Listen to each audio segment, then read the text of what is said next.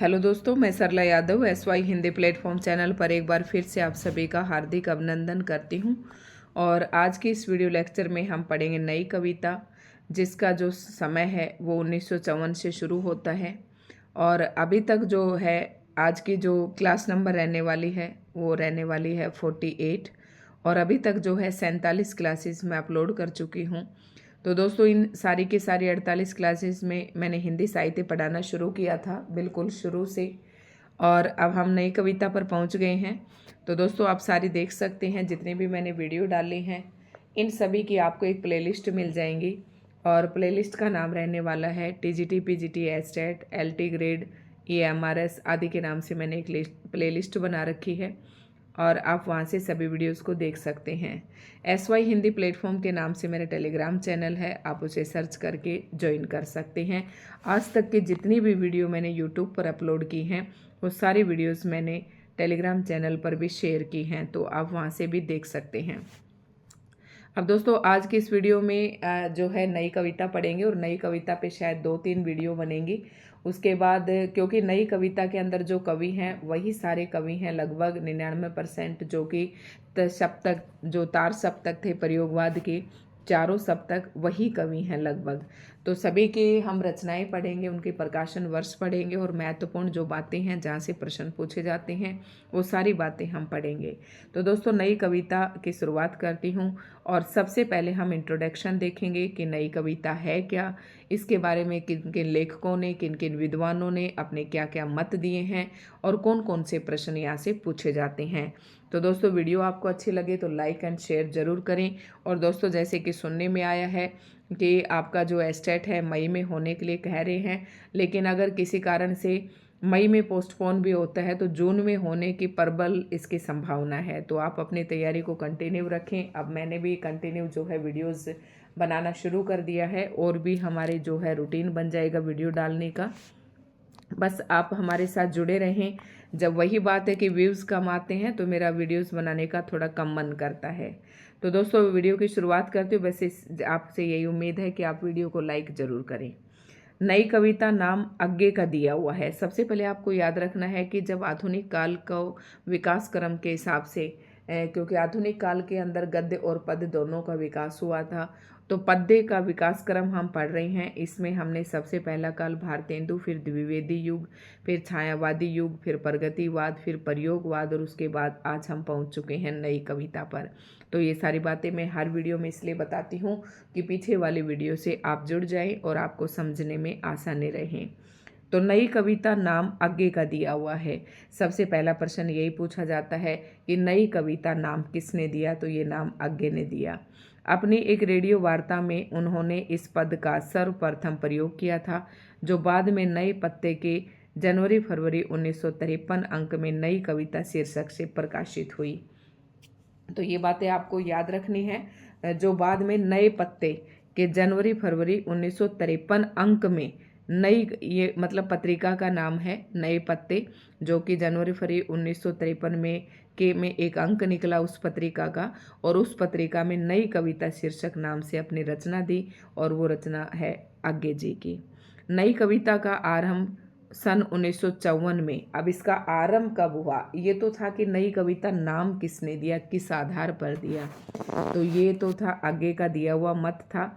अब नई कविता का आरंभ कब से माना जाता है, तो 1954 से और जगदीश गुप्त द्वारा संपादित नई कविता पत्रिका के प्रकाशन से माना जाता है।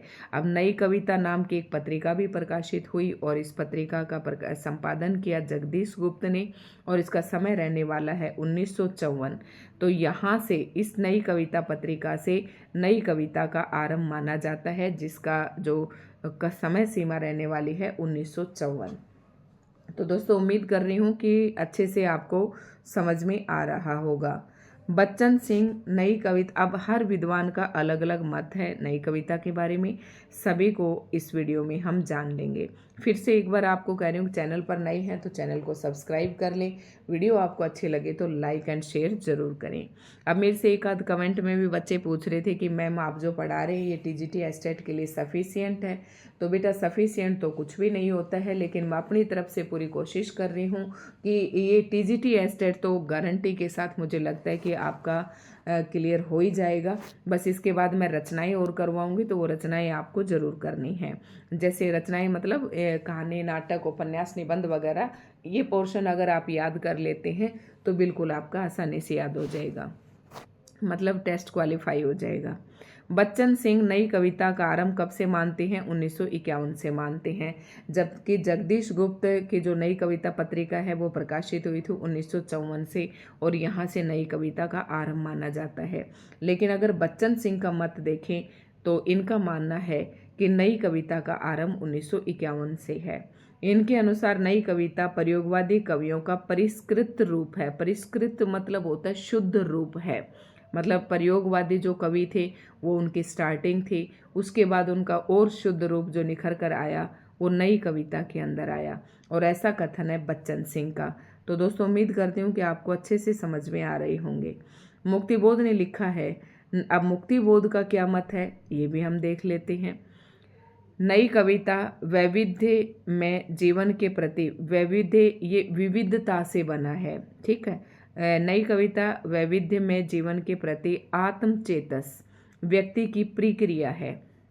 मतलब जो नई कविता है वो विविधता का जीवन जीने वाले इंसान के जो आत्मचेतस, मतलब अपनी आत्मा से जो आदमी चेत में आ जाता है, चेतना में आ जाता है, सचेत हो जाता है, और फिर उसकी जो प्रक्रिया होती है उस प्रक्रिया के फलस्वरूप किसका जन्म हुआ? नई कविता का।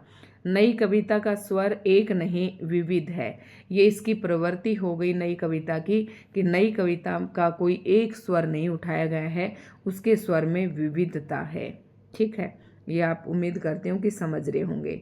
डॉक्टर धर्मवीर भारती ने क्या लिखा है कि नई कविता प्रथम बार समस्त जीवन को व्यक्ति या समाज इस प्रकार के तंग विभाजनों के आधार पर न माप कर ध्यान से पढ़ना, एक बार ना समझ में आई उसको दोबारा से पढ़ लें, कि जो नई कविता है ना वो पहली बार समस्त जीवन को व्यक्ति या समाज इस प्रकार के तंग विभाजनों के आधार पर न माप कर मूल्यों की सापेक्ष स्थिति में व्यक्ति और समाज दोनों को मापने का प्रयास कर रही है। मतलब जो हमारे नैतिक मूल्य हैं उनके सापेक्ष, ठीक है, मूल्य एक तरीके से आप ऐसे समझ सकते हैं, उसके संदर्भ में मूल्यों के सापेक्ष व्यक्ति और समाज दोनों का इसने नापने का प्रयास किया है। डॉक्टर रामस्वरूप चतुर्वेदी ने लिखा है, नई कविता में समग्र मनुष्य की बात ही नहीं कही गई है, वरना मनुष्य के समग्र अनुभव खंडों को संयोजित भी किया गया है।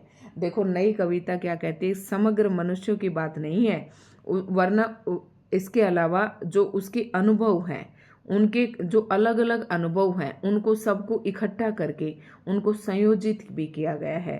तो ये कथन है रामस्वरूप चतुर्वेदी का, ठीक है। रामस्वरूप चतुर्वेदी ने भाषा, संवेदना और सर्जन पुस्तक में नई कविता के संदर्भ में लिखा है, आज की कविता को जांचने के लिए जो प्रास के रजत पास से मुक्त हो चुकी है, अलंकारों की उपयोगिता अस्वीकार हो चुकी है और छंदों की पायलें उतार चुकी है। बहुत ही अच्छा कथन है रामस्वरूप चतुर्वेदी का, क्योंकि इसने क्या कहा है कि जो नई कविता है उसमें अलंकारों की अस्वीकार हो चुके हैं, मतलब अलंकारों को इतना महत्व नहीं दिया जा रहा है, छंद जो हैं वो भी अपनी पायल उतार चुके हैं। इसमें कवि का कहने का मतलब ये है कि रीतिकाल तक आते आते का साहित्य के अंदर अलंकारों का बखूबी प्रयोग हो रहा था और छंद जो है अपना राज जमाए हुए बैठे थे, और नई कविता का आते आते इनका कोई महत्व नहीं रह गया था।